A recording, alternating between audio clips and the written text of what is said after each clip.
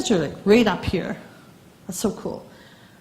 So many people lack courage when it comes to leadership. Now listen, leadership's a hard job, right? It's a hard job. It's lonely. It can be thankless. It can be risky. And the risks are real. The risks are real. And I know for sure many of my professional friends and colleagues who used to be very active in boards, myself included, aren't anymore. The risks are high. Litigation prevails. And so there's that holdback. I'm not doing it. It's the same for you in leadership. So there is a lack of courage, and fear will raise its ugly head. Hello? I think we should dance. Is that like a clue or cue on Ellen? It's like, da, da, da, da. Okay, I won't do it. After my Starbucks, join me in the hallway. But there's a lack of courage.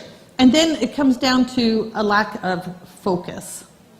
Now here's the fun part. I was in one of the sessions, and I'm not going to elaborate, but I swear 90% of the people in the room were doing the lap prayer. Do you know that? Do you know the lap prayer? Doing that? Like, yeah. I was watching. And now I know many of us pride ourselves in the ability to multitask. Well, that's crap too. There's no ability. I know how the mind works. I studied it for 20 years. We do not have the ability to focus on two things at the same time. Now, the other part of that is when you are in a state of fear, you cannot hold a state of faith, because the mind cannot hold two conflicting thoughts at once. And so focus is absolutely key. How many of you feel right now you've got a lack of focus? Well, I got something for you, and I'm not going to throw it. See? There's simple tools that can help you increase your focus too. It's a magnifying glass. And I do too, actually, as I get older. These are just little souvenirs, so you'll remember me when you go back to your desk and you're sitting there thinking, holy crap. But I'm going to take it back to the 7 steps, and we're going to dig into this, and I'm going to give you some tips on how to increase your focus, how to measure significant things, meaningful things, and keeping all of this simple yet progressive. And then there's the lack of commitment. Here's a big one.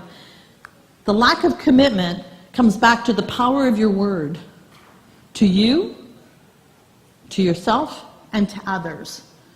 And I got to tell you, when I was a committee chair in a number of different organizations, and I always loved chairing the volunteer recruitment committee.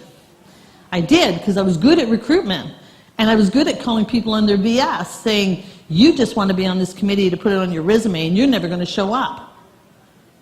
It takes a lot of courage to say that to someone who says, yeah, right? You guys know what I'm talking about. So I'd send them on their merry way somewhere else.